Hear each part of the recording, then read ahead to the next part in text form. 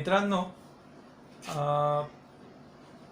आपल्या इकडे भारतामध्ये जे तंत्रशिक्षण आहे, जसं की आपण मेकॅनिकल ड्राफ्ट्समन, इलेक्ट्रिकल ड्राफ्ट्समन ह्या टेक्निकल जे शिक्षण आहे तंत्रशिक्षण, त्याच्यामधल्या जी मुलं ते आता घेत आहेत त्यांच्यामध्ये सर्वात महत्त्वाची जी समस्या त्यांच्यासमोर आज आहे ती म्हणजे त्यांना जे शिकवलं जातं ते त्यांच्या स्वतःच्या जनभाषेतून शिकवलं जात नाही.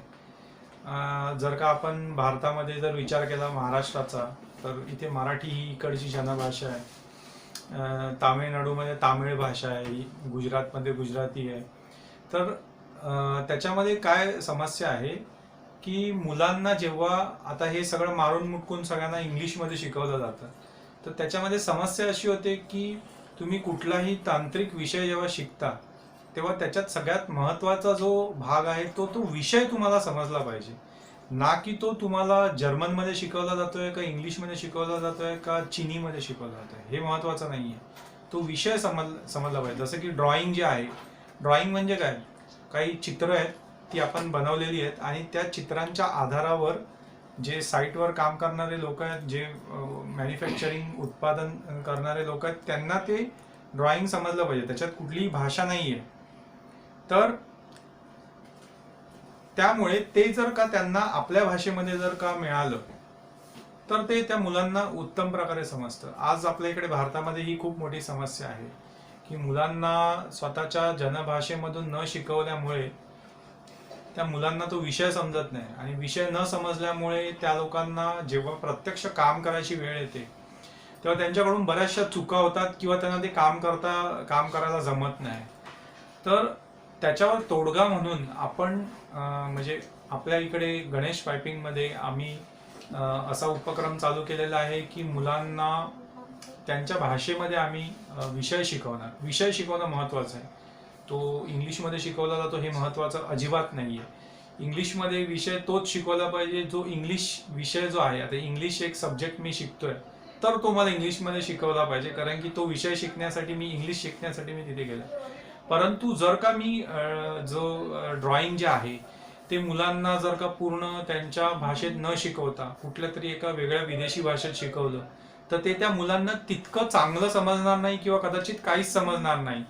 आणि तो विषय जो आहे, ड्रॉइंग हा जो विषय आहे, हा विषय बाजूला राहून त्यांना भाषा शिकण्यावरच आपली सगळी शक्ती वाया घालवावी लागेल.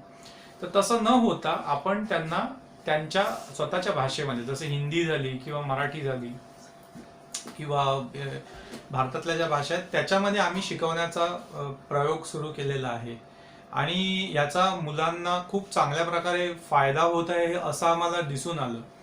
आता हे किती महत्त्वाचं आहे तर आपण ह्याचं उदाहरण घेऊ शकतो की भारताच्या जवळजवळ सारखीच लोकसंख्या चीनची आहे. चीनची थोडीशी जास्त लोकसंख्या आहे, मला वाटतं एक 10 कोटी जास्त लोकसंख्या आहे भारताच्या. परंतु चीनमध्ये जेवढं काम केलं जातं, इंजिनिअरिंगचे जेवढे मोठे मोठे प्रकल्प आज चालत आहेत तिकडे, त्याच्या एक टक्का सुद्धा, अर्धा टक्का सुद्धा काम भारतामध्ये होत नाही. आणि त्याचं सगळ्यात महत्त्वाचं कारण आहे की चीनमध्ये सर्व काम हे त्यांच्या स्वतःच्या जनभाषेमध्ये, चीनी भाषेमध्ये होतं. त्याच्यामुळे फायदा असा होतो त्यांना की तिथले जे लोक आहेत त्यांना तो विषय चांगल्या प्रकारे समजतो आणि जेव्हा लोकांना तो विषय चांगल्या प्रकारे समजतो तेव्हा ते त्या चांगल्या समजुतीच्या आधारावर चांगलं काम करू शकतात, पुढे जाऊ शकतात, विचार करू शकतात. तर हे सगळं झाल्यामुळे आज ते पुढे येतात. आज आपल्या माहितीसाठी सांगतो की चीनमध्ये एक असा खूप महत्वाकांक्षी प्रकल्प चालू आहे की त्या प्रकल्पामध्ये त्या लोकांनी एक ट्रेन बनवली आहे आणि ती ट्रेन जवळपास 350 ते 450 किलोमीटर प्रति घंट्याच्या वेगाने पळते. आता तुम्ही म्हणाल की अशी भरपूर ट्रेन आहेत. फ्रान्समध्ये त्याच्यापेक्षाही जास्त वेगाने पळणारी ट्रेन आहे, 550 किलोमीटर काहीतरी प्रति घंटे एवढा वेग आहे त्याचा. परंतु चीनमधली ही जी ट्रेन आहे ती ट्रेन जवळपास 3500-4000 किलोमीटरचा प्रवास करते एका टोकापासून दुसऱ्या टोकापर्यंत. आणि याच्यामध्ये जवळपास 200च्या आसपास रेल्वे स्थानक आहेत. आता ही ट्रेन यातल्या एकाही रेल्वे स्थानकावर थांबत नाही, परंतु त्या प्रत्येक रेल्वे स्थानकावरती लोक चढतात सुद्धा आणि उतरतात सुद्धा. असं तंत्रज्ञान त्यांनी स्वतः बनवलेलं आहे.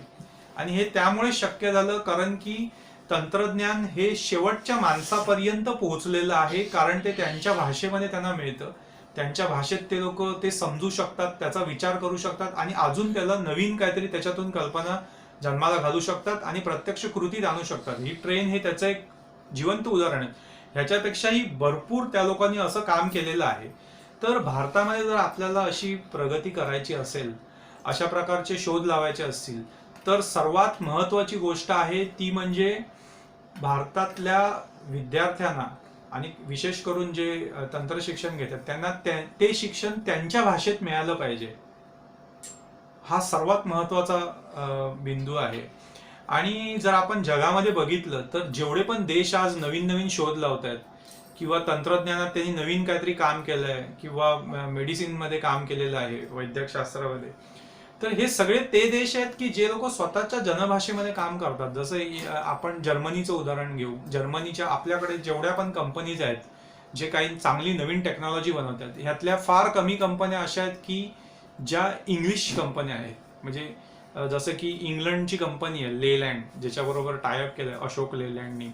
तर ही कंपनी इंग्लंडची आहे.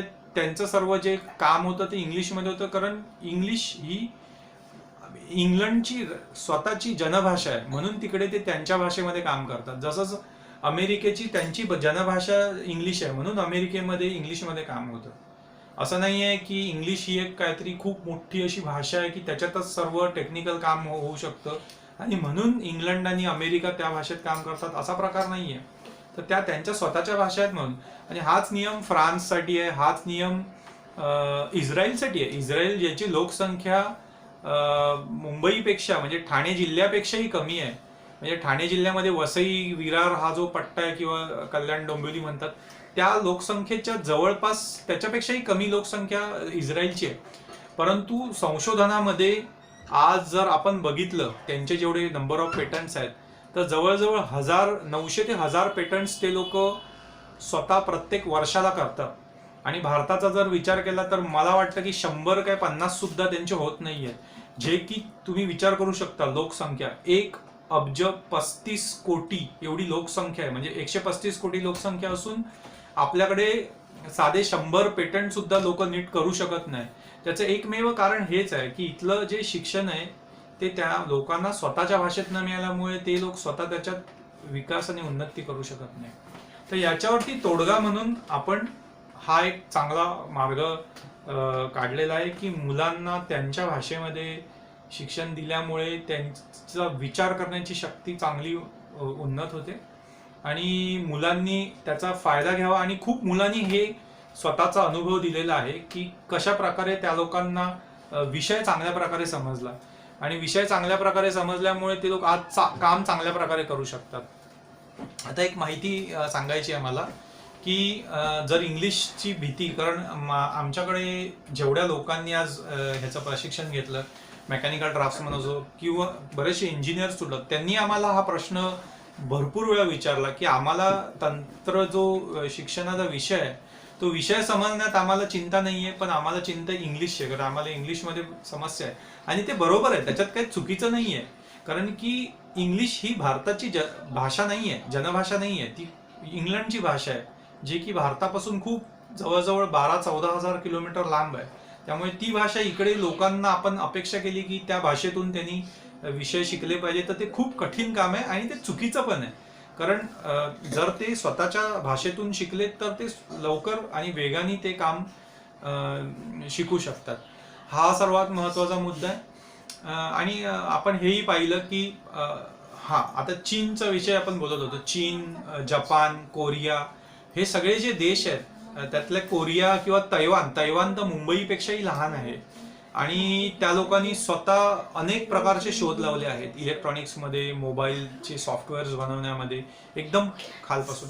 आणि त्याचं एकमेव कारण हेच आहे की तिथले लोक हे त्यांच्या भाषेमध्ये हे शिक्षण घेतात आणि मग ते व्यवस्थित त्याच्यात विचार करून कल्पना आपली त्यांची जागृत होऊन, कारण कुठलाही माणूस हा स्वतःच्या भाषेमध्ये विचार करू शकतो.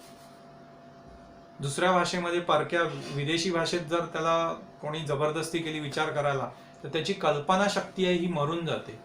तर हा खूप मोठा महत्वाचा विषय आहे आणि त्या विषयाला आम्ही लोकांनी हातात घेतलं आहे आणि आपल्या सगळ्यांचं जर का सहकार्य जर मिळालं तर हे खूप मोठं जन आंदोलनाचं रूप घेईल, ज्याचा फायदा आपल्या पुढच्या पिढ्यांना होईल.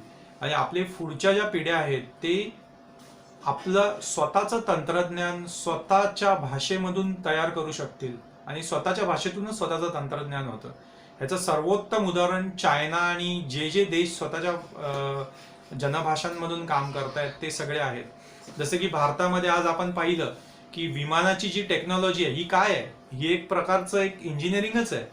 आणि त्याच्यामध्ये सुद्धा इंजिनियर पासून ते तंत्रज्ञ किंवा ड्राफ्ट्समन पर्यंत हे सगळे लोक कामाला लागतात, जर मला एक नवीन विमानाचं डिझाईन तयार करायचं असेल.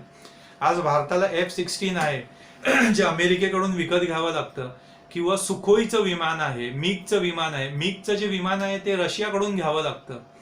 बरोबर, रशियाची लोकसंख्या जवळपास 25-30 कोटीच्या आतमध्ये आहे.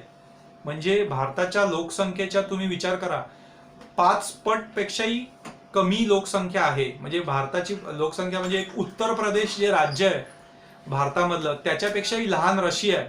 आणि जो विमानं बनवतो स्वतः डिझाईन करतो, आणि त्यांचं 1950चं जे तंत्रज्ञान आहे ते आज आपल्याला मिळते, आपण बनवू शकत नाही. ह्याचं सर्वात महत्वाचं कारण हेच आहे की हे सगळे लोक स्वतःच्या भाषेतून ते तंत्रज्ञान शिक्षण घेऊन ते तंत्रज्ञान विकसित करून आज एवढे उन्नत झालेले आहेत. तर त्याच्यासाठी हा एक प्रयोग आहे. ह्या प्रयोगातून खूप चांगल्या प्रकारे त्याचे परिणाम आपल्याला मिळालेले आहेत. अजून जे विद्यार्थी आमच्याकडून शिकून गेले किंवा आज आमच्या प्रोजेक्ट्समध्ये काम करत आहेत ते खूप चांगल्या प्रकारे आज काम करत आहेत. तर जे पुढे आपल्यापैकी जे लोक उत्सुक असतील, ज्यांना ह्या क्षेत्रामध्ये यायचं आहे, इंजिनिअरिंग टेक्नॉलॉजीमध्ये ड्राफ्ट्समन म्हणून आपलं करिअर चालू करायचं आहे किंवा इंजिनियर म्हणून करिअर चालू करायचं आहे, त्या लोकांनी अवश्य आमच्याकडून ह्या प्रकारचं जे शिक्षण आहे ते घेऊन आपलं भविष्य या क्षेत्रामध्ये चालू करावं. इथपर्यंत बोलून मी माझं हे शब्द संपवतो.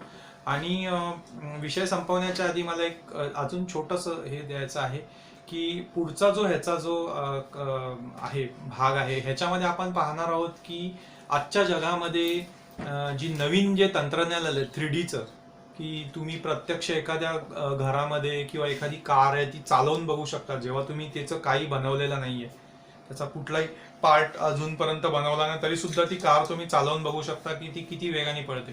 तर ह्या 3Dच्या विषयी आपण बघणार आहोत. तर तुम्ही आपल्या चॅनलला सबस्क्राईब करा आणि तुम्ही चॅनलचं अनुसरण करा आणि इतरांनाही आग्रह करा, प्रोत्साहन द्या की तुम्ही ह्या चॅनलमध्ये सबस्क्राईब करा. आणि तुम्हाला ह्याच्यातून नवीन नवीन माहिती आपण देऊ. आणि विशेष म्हणजे तुमच्या भाषेतून, आपल्या भाषेतून ही माहिती मिळाल्यामुळे अनेक फायदे होतील. एक तर आपली भाषा अजून पुढारलेली होईल, उन्नत होईल. दुसरी गोष्ट म्हणजे लोकांना ते विषय चांगल्या प्रकारे समजतील. आणि तिसरं म्हणजे आपल्याकडे जे सर्व काही काम होत नाहीये, म्हणजे आज जर आपण लोकांना, मला खूप लोक सांगतात की ट्रेनमध्ये टाचण्या सुद्धा चीनमध्ये बनवून येतात. तर ही जी एकदम दुर्दैवी परिस्थिती आहे, ह्याच्यातून कुठेतरी मार्ग निघण्याचा रस्ता मोकळा होईल असं मला वाटतं. आपण ऐकलं त्याकरिता धन्यवाद. आणि आवर्जून ह्या चॅनलला आपण सबस्क्राईब करा आणि ह्याच्या खाली जे घंटीचं जे चिन्ह आहे त्याच्यावरती क्लिक करा. धन्यवाद.